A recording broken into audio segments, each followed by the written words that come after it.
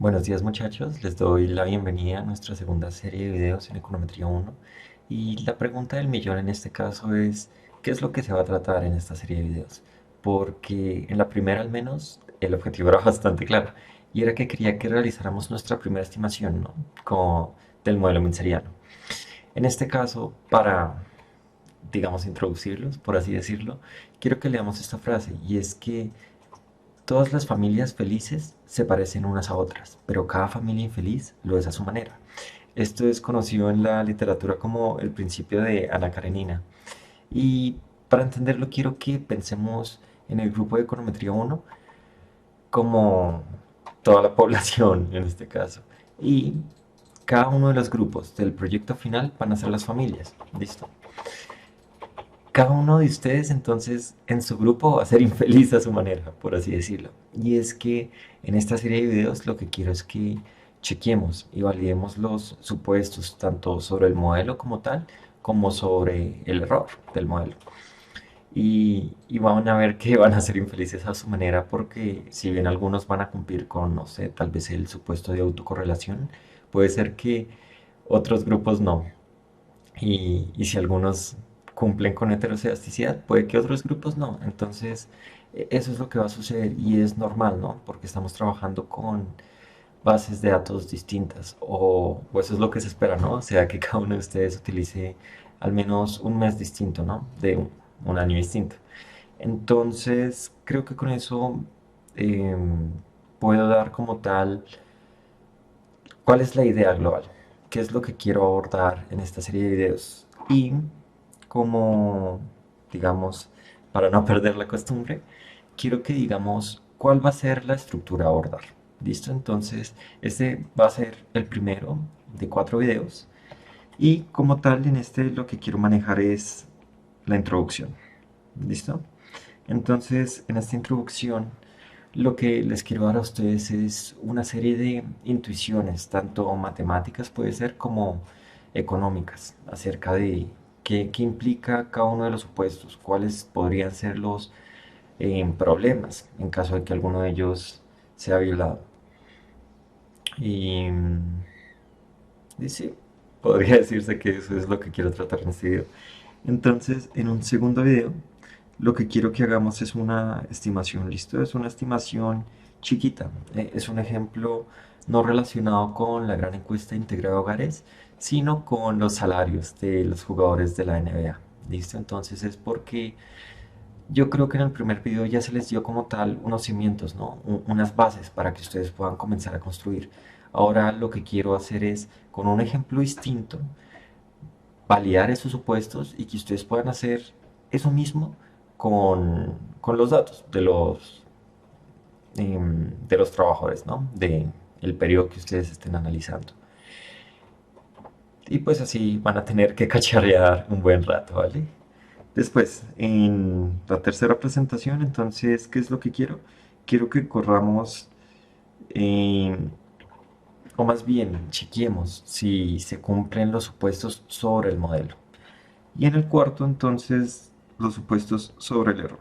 ¿Listo? Entonces, esa es como la estructura que vamos a seguir a partir de ahora. Y bueno, entonces, sin más, yo creo que podemos comenzar con la primera parte. Entonces, a ver, ¿qué es lo que vamos a tener? Más bien, comencemos con qué es lo que vamos a tratar entonces. Supuestos sobre el modelo, ¿cierto? Entonces, yo voy a explicar un poco más los datos en la presentación de la estimación, pero por ahora les quiero dejar entonces solamente una, una introducción a cuáles son los supuestos sobre el modelo, ¿no? Entonces, en los supuestos sobre el modelo, nosotros podemos tener un total de, no sé, tal vez unos cuatro, digamos unos cuatro. Entonces, el primero puede ser muestra pequeña. ¿A qué me refiero con que la muestra sea pequeña? No, si bien no es problemático, o bueno, sí es problemático. Acá tenemos nuestro primer problema. Digamos que nosotros tenemos dos muestras, ¿listo? Entonces vamos a tener n sub uno y n sub 2, donde n sub uno va a ser mayor que n sub 2, ¿listo? Entonces pues n sub 2 sería pequeña a comparación de n sub uno, por decirlo así. Ahora, si ustedes recuerdan, entonces nosotros podemos tener un estimador de la varianza, ¿no? De los errores. Acá yo estoy suponiendo homoelasticidad, ¿no? Porque es el mismo error para todos y cada uno de los individuos. No tiene un subíndice I, entonces no varía con respecto a los individuos. Entonces yo voy a tener este estimador para mi primera población y voy a tener el mismo estimador para la segunda población, ¿verdad? Entonces, ¿qué es lo que pasa? Si nosotros recordamos un estimador cualquiera de los errores, de la varianza de los errores, era calculado como que. Entonces yo iba a tener la sumatoria de los errores al cuadrado, o que en forma matricial sería los errores transpuestos por los errores. Y todo esto sobre, entonces teníamos que controlar por un sesgo a la baja, ¿no? Entonces nosotros dividíamos esto por n menos k, que eran los grados de libertad, ¿no? O sea, n el tamaño de la muestra y k el número de parámetros, ¿cierto? Entonces, ¿cuál es el problema? Si yo comparo, más bien, si yo tengo una muestra pequeña, quiere decir que en este caso n, ¿cierto? N es menor, ¿no? Entonces, un número más chiquito en el denominador, o sea, si yo disminuyo el tamaño del denominador, entonces, ¿qué va a pasar con toda la fracción? Va a aumentar, ¿no? Entonces, como tal, toda la fracción aumenta, es decir, mi estimador de la varianza aumenta. Lo que les quiero dar a entender es que a mayor número de parámetros, digo, de datos observados, a una muestra más grande, yo voy a tener una mejor precisión. Entonces, yo también podría decir que la primera muestra va a tener como tal una... Ah, no, perdón, es al contrario, ¿no? Em, con la primera muestra voy a tener una varianza de los errores más pequeña. Y asimismo, dado que la matriz de varianzas y covarianzas de los betas era... ¿Eso cómo era? Sigma al cuadrado factor de... Entonces tenía yo la x transpuesta por x y la inversa de todo eso. Entonces noten que el problema es que si yo estoy aumentando como tal este valor, estoy aumentando todos los valores de esta matriz, ¿cierto? O sea, es un escalar multiplicado por la matriz. Estoy multiplicando todos y cada uno de esos elementos por ese escalar. Entonces, también voy a encontrar que la varianza de los betas para, digamos, de los betas sub j, ¿cierto? Para j desde uno hasta k. La varianza de los beta sub j también va a ser menor en la primera, ¿cierto? Entonces, digamos, sub uno para denotar la muestra uno y sub 2 acá para denotar la segunda muestra. Entonces ese es uno de los problemas. Ahora, otra cosa que puede no ser tan visible es que las varianzas son positivas, ¿no? Eso quiere decir que para que en este caso la varianza esté bien definida, yo requiero de que n sea mayor que k. ¿Listo? Entonces, es algo tonto, pero que tiene implicaciones importantes. Y es que el número de parámetros como tal que yo vaya a estimar no puede nunca sobrepasar el tamaño de la muestra. Ahora, ¿qué es lo que va a pasar acá? Y quiero mencionarles unas cosas que son chéveres. Entonces, ¿por qué son chéveres? Vamos a mencionar entonces algo que se llama overfitting. ¿Listo? Esa es la primera. Y la segunda que se va a llamar componentes principales. Listo, entonces lo que quiero hacer acá solamente es darles a ustedes una intuición de cuáles son algunos problemas a los que podrían enfrentarse, ¿vale? Entonces, comencemos por overfit, ¿no? Entonces, lo que les quiero contar acá es que ustedes usualmente podían tener, digamos, que se les da a ustedes 2 puntos, ¿no? Entonces, un ejercicio que uno podía hacer era, ¿cuál es la recta, la línea recta que pasa por esos 2 puntos? Entonces es fácil, ¿no? Yo puedo crear una función, acá, es esta, que va a ser una función en términos de x, donde f de x es un polinomio de primer grado, ¿cierto? ¿Y por qué primer grado? Pues necesito una línea. Eso es todo lo que pasa. Ahora, puede ser, entonces extendamos aquí un poquito la cosa, que yo necesite la línea cuadrática que, no, más bien, puede ser que se me den 3 puntos, ¿cierto? Entonces se me dan 3 puntos, digamos este. Y yo necesito la línea que pase por todos ellos, ¿no? O sea, por los tres. En ese caso, lo que nosotros haríamos sería crear, a ver, otro color, crear una función cuadrática, ¿cierto? En ese caso, digamos que esta es g de x. G de x, siendo g un polinomio de segundo grado. Listo. Entonces, ¿qué es lo que va a pasar? Que noten que yo podría hacer esto infinitas veces, ¿no? Es decir, si tengo 3 puntos, la recta que pasa por todos ellos va a ser de un polinomio de segundo grado. Si tengo 2 puntos, entonces de primer grado. Y así, entonces, noten que si yo tengo, no sé, a puntos, entonces necesito un polinomio de grado a menos uno. ¿Listo? Y eso pasaría por todos los puntos. ¿Cuál va a ser aquí el problema? Y es que si nosotros llegamos a poner, no sé, tal vez esto así, ahí tengo 6 puntos, 7.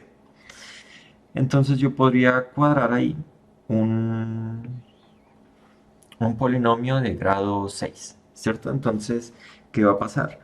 Que yo podría cuadrar un polinomio de sexto grado tal que así, ¿cierto? Y pasa por todos los puntos, digamos, esa va a ser mi función h de x. Entonces, esta es de sexto grado.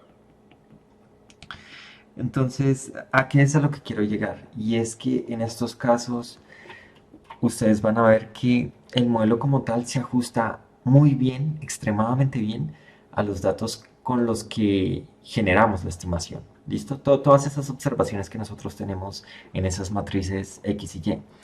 Sin embargo, no se va a adaptar cuando metamos nuevos datos. ¿Listo? Cuando queramos predecir algunos datos por dentro de la muestra, como dice el profe Jorge.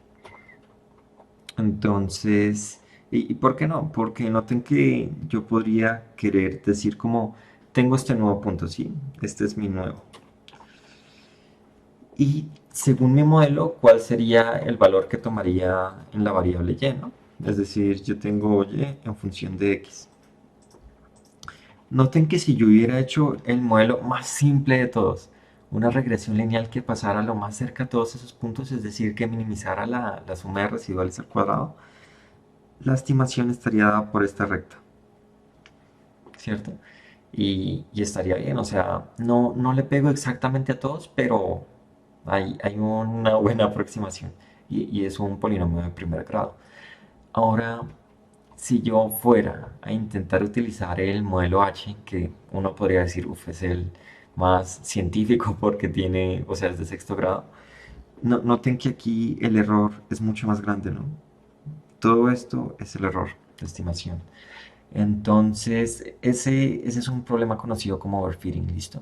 Significa que el modelo está sobreajustado y esto es consecuencia de que estamos metiendo muchos parámetros, ¿vale? Entonces, la gracia es, ¿cuál?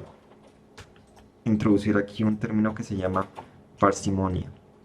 Y es que intenten que sus modelos tengan la menor cantidad de parámetros posibles, ¿no? Obviamente sin excluir las variables que son relevantes para su estimación.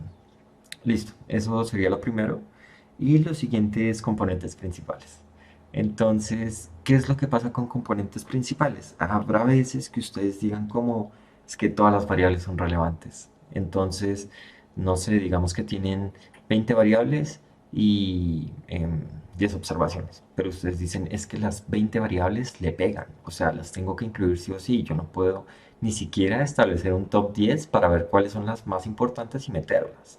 Entonces es ahí donde entra en juego, bueno, donde entran en juego los componentes principales. Y es que en componentes principales la idea es esta. Yo puedo tener un gráfico acá, ¿cierto? Entonces tengo una variable X, una y una Z. Y entonces yo podría graficar un paraboloide, ¿no? Entonces estoy en tres dimensiones, entonces pues disfrutemos eso, ¿no? Entonces yo podría graficar así el paraboloide. Ahora, ¿cuál es la intuición detrás de componentes principales? Y es que noten que si bien es una gráfica en tres dimensiones, yo en donde estoy dibujando. O sea, en este caso puede ser una hoja, puede ser una pantalla, pero estoy en un espacio solamente de dos dimensiones. Eso funciona como una analogía para decirles a ustedes que si bien es algo en tres dimensiones, yo puedo aproximarme y conocer bastante de él a través de una aproximación en dos dimensiones. ¿Listo? Entonces, lo interesante aquí es que yo puedo utilizar una variable x1 y x2 para crear una única variable x3 que va a contener información relevante de estas dos. Si bien no voy a recuperar toda la información, me puedo quedar con lo más importante. Eso es lo que les quiero decir acá. Si bien a partir de esta imagen que está, o sea, repito, en una página en dos dimensiones, yo puedo representar bastante bien algo que sería graficable solamente en tres dimensiones. ¿Listo? Entonces, eso es lo que podría hacerse. En ese caso, entonces, ¿cuál sería la aproximación? Esas 20 variables e intentar mezclarlas. Entonces, de 20 yo puedo llegar, no sé, a 3 4 5 variables y en ese caso la estimación podría hacerse. ¿Listo? Y así como tal hay muchas formas de trabajar con problemas de muestra pequeña.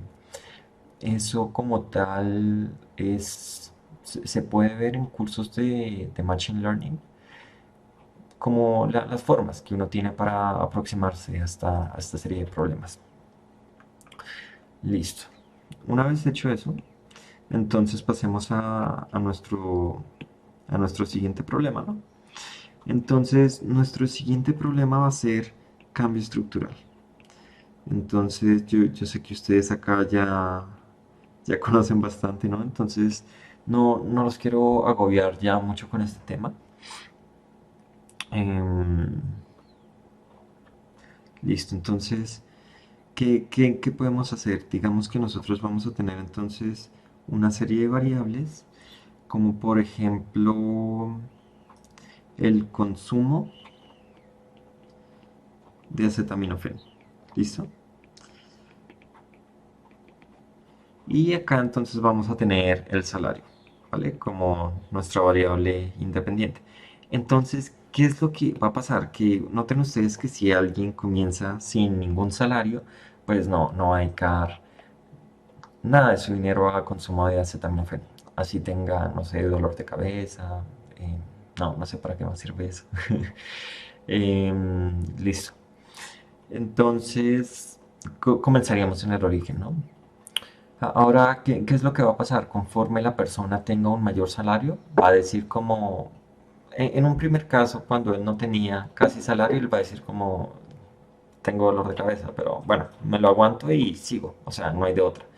Ahora puede decir como, no, o sea, no me aguanto este dolor de cabeza, voy a consumir un poco de acetaminofén. Entonces, lo que uno vería es que va a haber un comportamiento así creciente, ¿no? Ahora, ¿qué es lo que va a pasar? Que puede suceder que algunos individuos digan como, es que a mí el acetaminofén no me hace, digamos. Eso principalmente tendría que ver con un sesgo de tal vez un poquito de ignorancia, porque podría pensarse que la persona pasado cierto salario va a intercambiar ese acetaminofén por Dolex. Entonces recuerden que Dolex es la, el mismo medicamento, pero que originalmente tenía la patente.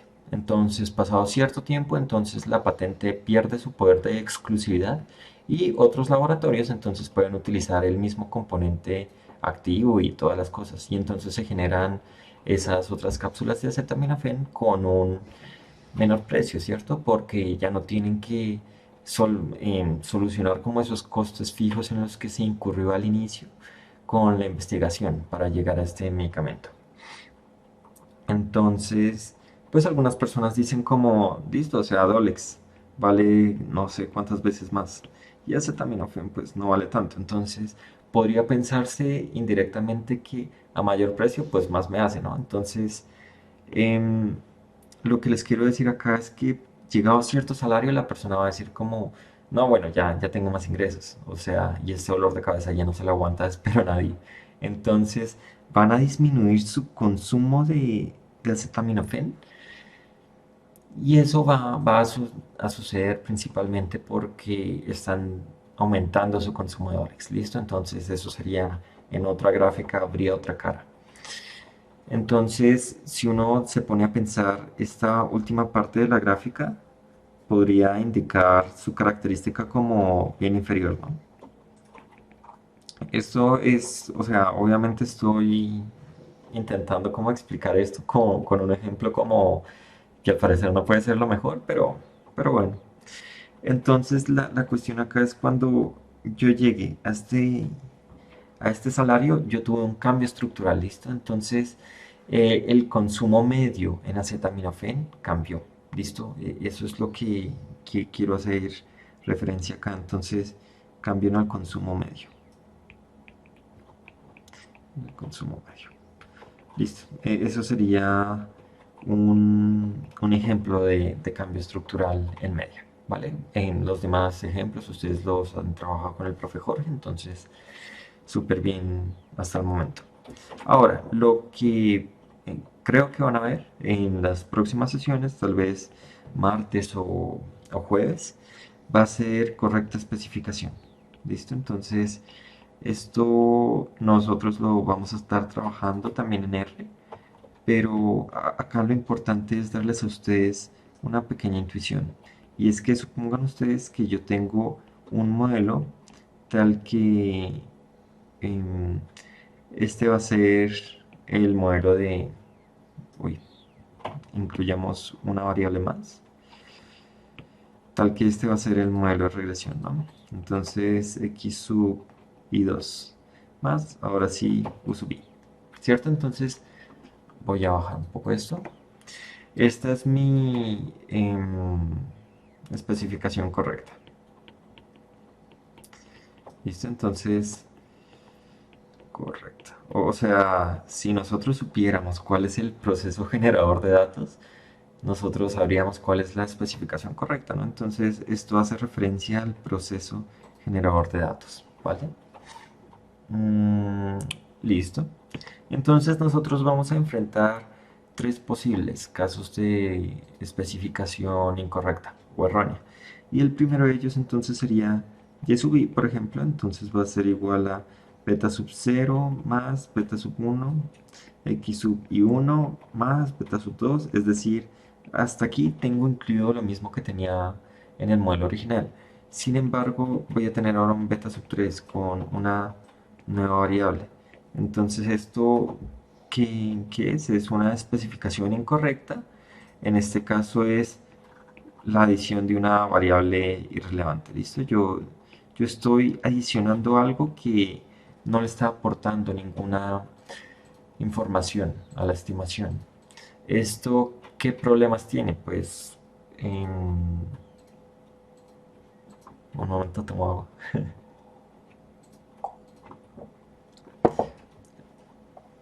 Em, bueno, ¿qué problemas tenemos? En general no hay mucha pérdida, la verdad. Nosotros vamos a tener todavía estimadores insesgados y consistentes. Sin embargo, la varianza es la que va a tener un problema y es que los residuales van a aumentar. ¿Y por qué van a aumentar? Por consecuencia de la aparición de este amiguito, ¿listo? Es decir, le estamos metiendo basura al modelo, basura que no debería ir.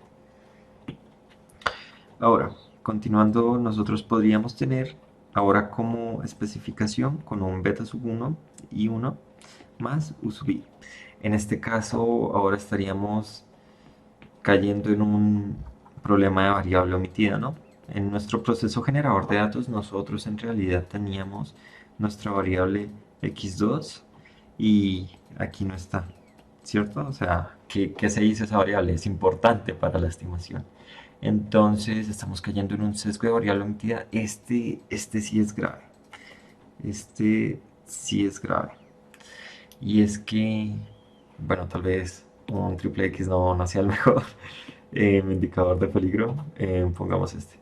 O alguna vez tuve un profesor que decía entonces, cuidado, curva peligrosa. Entonces, acá estamos en un problema grave porque los estimadores en este caso sí pueden presentar problemas de consistencia, es decir, van a ser inconsistentes y también van a ser sesgados, ¿vale?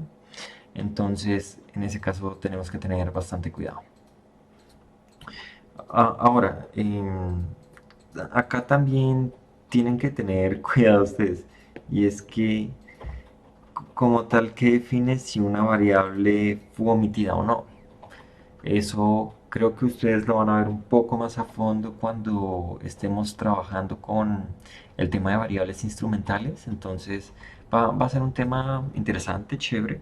Es, así como ustedes saben, el primera, más bien la econometría es una aplicación de la estadística a temas económicos, ¿no?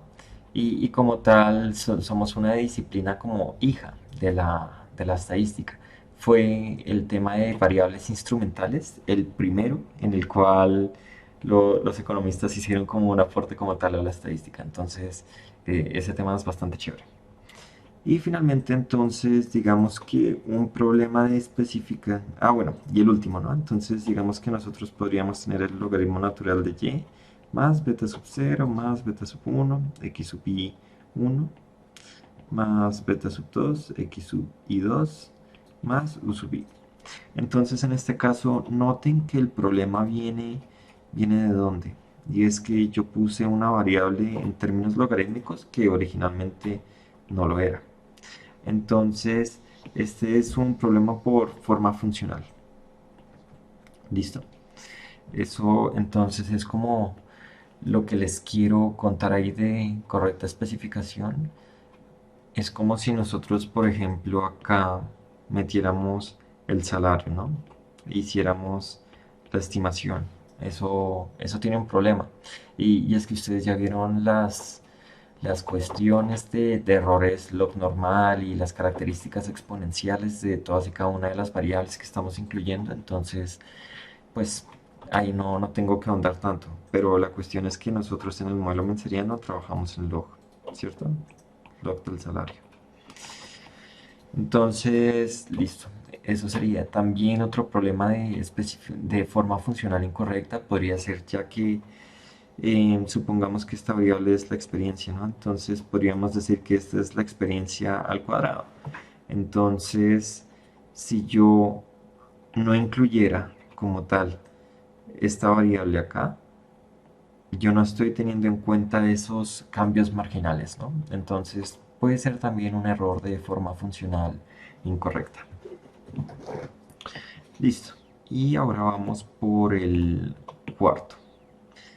Entonces, como cuarto punto,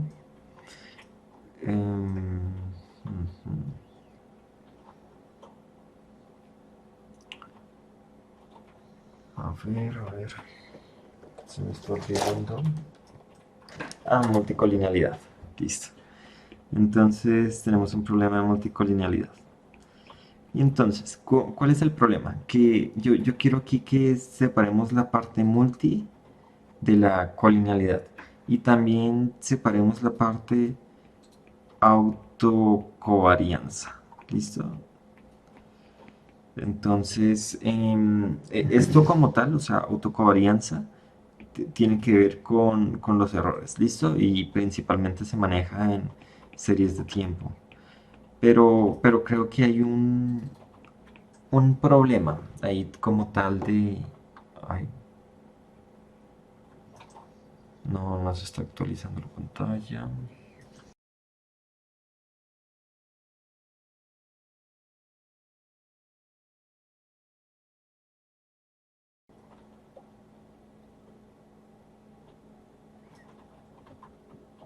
Listo. Ya se arregló el problema, creo. Entonces, sí. Bueno, ¿en qué me había quedado? Es que, bueno, aplica para problemas de series de tiempo, ¿no? Pero entonces acá lo que les quiero recordar a ustedes es que nosotros tenemos dos tipos de problema de multicolinealidad y va a ser en un momento inexacta o imperfecta que como tal depende, ¿no? O sea, de que considere uno como malo o bueno. Inexacto, imperfecta y exacta, ¿cierto? O perfecta. Y entonces, ¿a qué es a lo que quiero hacer referencia en este caso? Supongan entonces que nosotros vamos a tener una variable x sub 1, x sub 2 y x sub 3. ¿Listo? Entonces, ¿qué es lo que va a pasar? Si yo sé que x sub 1 es igual a 2 veces x sub 2, tengo un problema. ¿Listo? ¿Y cuál problema es colinealidad exacta? Entonces noten que no estoy diciendo multi, ¿no? Y es porque una variable tiene una relación exacta o perfecta solamente con otra. Entonces, es eso. Ahora, si por ejemplo x sub 1 fuera igual a 2 veces x sub 2, digo x sub 2, más 3 veces x sub 3, entonces yo tendría ahora sí un problema de multicolinealidad exacta, ¿listo? Entonces, es eso lo que me permite a mí decir multi o co, ¿listo? Entonces, el número de variables involucradas en el problema. Ahora podría ser que yo dijera que es igual a aproximadamente igual, más bien. Entonces, si uno dice es aproximadamente igual a 2 veces x sub 2, ahí es donde entra el término de inexacta, ¿vale? Entonces, ¿cuáles son los problemas con esto? Creo que eso sí lo puedo dejar para un video posterior. Pero listo, eso es lo que ahí les quería contar con respecto a esa parte de multicolinealidad, ¿vale? Que, o sea, no es problemático. Ahora, tal vez un ejemplo ilustrativo podría ser chévere. Y es que pensemos entonces en una variable dummy, ¿cierto? Que, que entonces va a tomar el valor de 1 o 0. Sí, entonces eh, y es hombre. ¿Listo? Entonces 1 si es hombre y 0 si y es mujer. Entonces, bueno, eso pues, es una variable binaria para revisar si en nuestro modelo hay una discriminación por sexo, ¿no? Hasta ahí todo normal. Pero entonces recuerden ustedes que, o sea, hay algunas personas que entonces dicen como listo, con esto yo puedo revisar su signo pues ver a quién se le paga más que a quién, ¿no? Ahora la cuestión acá es, algunos podrían crear una variable dummy 1 y una variable dummy 2 y esta entonces que sea igual a 1 si y es mujer, ¿cierto? Y si y a 0 si y es hombre.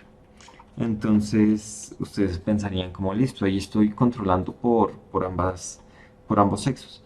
Pero la advertencia acá entonces, con abuso de lo que me enseñó mi profe de curvas peligrosas, es que si nosotros tenemos n categorías, vamos a incluir n-1 binarias.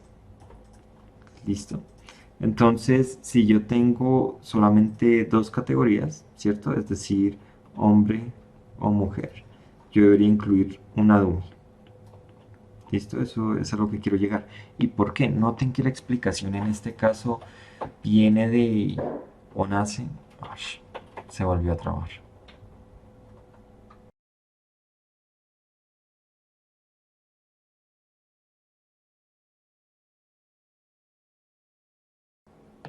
Listo. Noten entonces que aquí la explicación de esa advertencia nace de la colinealidad. Y es que si yo tengo mi variable x sub 1, que recuerden entonces puede ser 1 y así, ¿cierto? Yo voy a también entonces incluir mi variable de umi 1 y mi variable de umi 2, ¿cierto? Entonces, digamos que pues si en este caso es hombre, pues no es mujer, y en este otro caso si es mujer, pues no es hombre. Y así entonces yo voy a ver un mapeado tal que así. La cuestión importante aquí va a ser que noten que x sub 1 va a ser igual a la combinación lineal entre ambas dummies. ¿Y por qué? Porque, o sea, si no es hombre, digo, si no es mujer, entonces es hombre, ¿no? Entonces, y en el segundo caso, si no es hombre, pues es mujer, pero de todas formas, siempre vamos a tener un uno en alguna fila de esas dos columnas. Entonces, la suma aquí me da 1 y así. Entonces, noten que esta variable no puede coexistir con estas dos, ¿listo? Ahí tenemos entonces un problema. Y ahí hay dos formas de abordarla. Entonces, la primera es esta, lo que les dije. Y la segunda entonces sería estimar sin intercepto. ¿Listo? Entonces, eso es a lo que quiero llegar con el tema de las variables. Esto, esto es conocido como si nosotros tuviéramos n en categorías y n binarias, entonces esto sería conocido como em, la trampa de variables ficticias. ¿Listo? Entonces, para que tengan cuidado. Bueno, y ahora vamos a charlar un poquito sobre el tema de autocorrelación. Y este tema, o sea, yo tengo una autocovarianza, ¿no? Y esas autocovarianzas pueden ser expresadas como autocorrelaciones. O más bien, con las autocovarianzas yo puedo crear mis autocorrelaciones, ¿no? Las unas dependen de las otras. Entonces, ¿qué es lo que les quiero contar acá? Hagamos un ejemplo aquí para que ustedes me entiendan un poquito. Digamos entonces que vamos a tener, acá entramos en materia de series de tiempo, ¿no? Entonces es importante que sepamos que estamos en ese contexto y no en otro. Digamos que entonces mi variable y va a ser retornos financieros. ¿Listo? Entonces yo tengo unos retornos financieros de algún activo. ¿Listo? Y entonces este va a ser el tiempo, ¿vale? Recuerden, series de tiempo. ¿Y qué es lo que va a pasar? Entonces, no sé, supongamos que acá tenemos al Colcap. ¿Y qué es lo que va a suceder?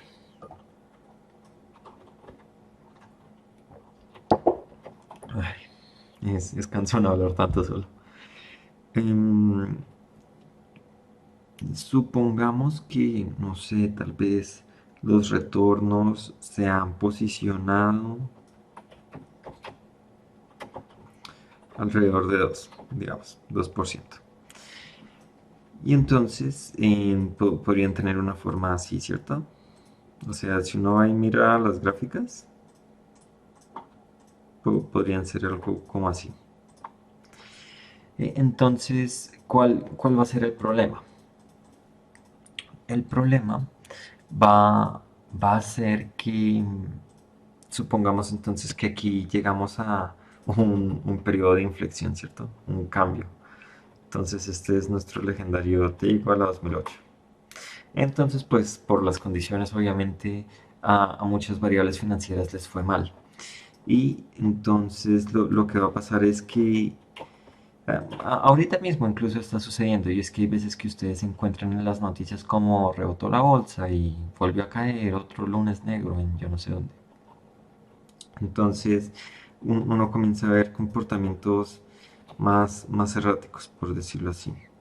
Como este no está tan errático, pero es como para que se den una idea. Entonces, lo que les quiero mostrar acá es algo que en la literatura se conoce como un hecho estilizado de las series financieras. Eso, para el que le interese, algún día sería chévere que inscribiera econometría financiera. Estos temas se ven ahí. Pero pues obviamente autocovarianza y autocorrelaciones sí en econometría 2. Entonces, ¿cuál es el punto? Que noten que acá yo estoy en una zona estable, ¿cierto? Y eso es porque em, po- hay poca volatilidad, por decirlo así. Entonces, poca volatilidad. Entonces, noten que si ayer estaban las cosas estables, hoy van a seguir siendo estables. Entonces, hay como una correlación entre la variable y su pasado. ¿Listo? Entonces, a eso haríamos referencia con autocovarianzas, o sea, la relación de la variable consigo misma. Dado que en el pasado fue estable, voy a seguir siendo estable. Entonces, eso sería una primera característica. Y otra característica va a ser que, dado que hubo un choque que aumentó digamos, mis márgenes, ¿cierto? Es decir, entro en una zona volátil. Entonces, dado que ayer fue volátil, entonces no puedo esperar que mi comportamiento hoy sea estable, ¿listo? Entonces, es algo como así, ¿listo? Entonces, que una variable depende de su pasado. Es como eso lo que les quería compartir. Entonces, con esto nosotros terminaríamos nuestro primer video. Y nada, los espero entonces en los próximos videos. Muchas gracias.